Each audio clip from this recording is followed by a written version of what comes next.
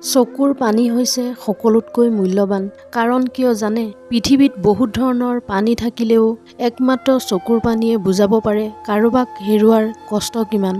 নিজৰ একমাত্ৰ গোপন কথাবোৰ নিজৰ মাজতে ৰাখিব লাগে।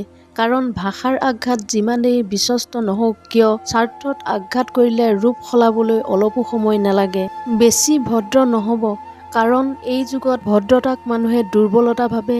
সেয়েহে পৰিস্থিতি অনুযায়ী ৰিয়েক্ট কৰাটো সকলোতকৈ ভাল নিয়ম। যেতিয়া আপুনি বুজিব পাৰিব ভগৱানৰ বাহিৰে আপোনাৰ আৰু কোনো নাই, তেতিয়া আপুনি এইটো বুজিব লাগিব ভগৱানক পালে আপোনাক আৰু একোৰে দৰকাৰ নাই।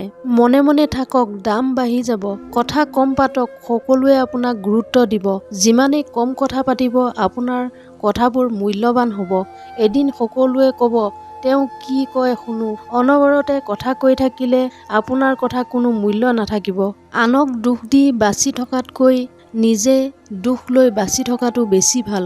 কাৰণ নিজৰ কষ্টৰ বাবে আনৰ ওচৰত উত্তৰ দিবলৈ নহয়, কিন্তু আনক কষ্ট দিলে উৰে জীৱন তেওঁৰ অভিশাপ মূৰত লৈ ফুৰিব লাগিব। জীৱনত এটা পৰ্যায়ত আহি বুজিব পাৰিব সকলোতকৈ ভাল মুহূৰ্তবোৰ আপুনি বহুত আগতেই পাৰ কৰি গুচি আহিছে। আনক পৰিৱৰ্তন কৰাটো প্ৰায় অসম্ভৱ। সেয়ে নিজক পৰিৱৰ্তন কৰি লোৱাটো বুদ্ধিমানৰ কাম। ল'ৰাবোৰৰ সৰু এটা ভুলৰ বাবে ছোৱালী এজনী আনৰ প্ৰতি আকৃষ্ট হয়, সেইটো হ'ল সময় নিদিয়া। ভাল ছোৱালী এজনীয়ে সকলোতকৈ বেছি ভাল পায় তেওঁৰ স্বামীক, যেন তেওঁক অলপ সন্মান, ভালপোৱা আৰু সময় দিয়ে। মানুহে এজন সহজ সৰল ব্যক্তিক ঠগিব পাৰে, কিন্তু অতি চতুৰ মানুহৰ পৰা নিজেও ঠগ খায়।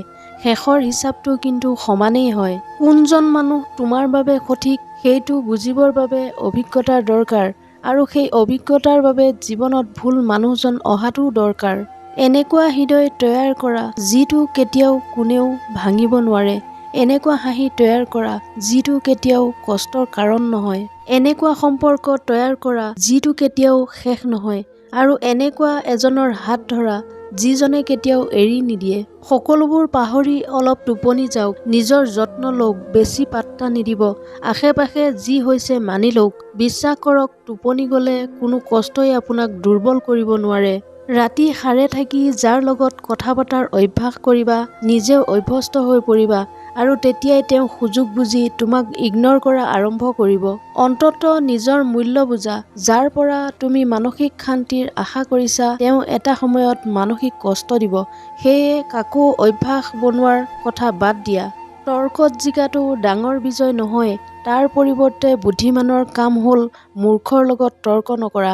কাৰণ মানুহে হয়তো দুয়োজনৰ মাজত পাৰ্থক্য বুজাত ভুল কৰিব। যিমানেই ভালপোৱা দিয়ক, এই তিনি ধৰণৰ মানুহক জীৱনত বেছি দিন ধৰি ৰাখিব পৰা নাযায়। যিবোৰ মানুহে এজনৰ মাজত সুখ বিচাৰি নাপায়, আজি এজনক ভাল লাগিছে কালি বেলেগ এজনক ভাল লাগে, এনেধৰণৰ মানুহক ভাল পাই ধৰি ৰাখিব পৰা নাযায়। যাৰ মাজত ইগ' বেছি তেনে মানুহৰ লগত কেৱল প্ৰেম হয়, লগত থকা নহয়। আমি সকলোৱে কম বেছি পৰিমাণে ভুল কৰোঁ, কিন্তু যাৰ ইগ' বেছি তেওঁ ভুলবোৰ মানি ল'ব নোৱাৰে। যিজনে তোমাক বিশ্বাস নকৰে, বাহিৰা মানুহৰ কথাত যদি তোমাক ভুল বুজে, তেনেহ'লে তেওঁ কেতিয়াও তোমাক বুজিব নোৱাৰে। এনেধৰণৰ মটিভেশ্যনেল ভিডিঅ' পাই থাকিবলৈ মোৰ চেনেলটো ছাবস্ক্ৰাইব কৰি ৰাখিবলৈ নাপাহৰিব। পুনৰ অন্য এটা ভিডিঅ'ৰ সৈতে লগ পোৱাৰ প্ৰতিশ্ৰুতিৰে আজিৰ এই খণ্ডটোৰ পৰা বিদায় লৈছোঁ। ধন্যবাদ।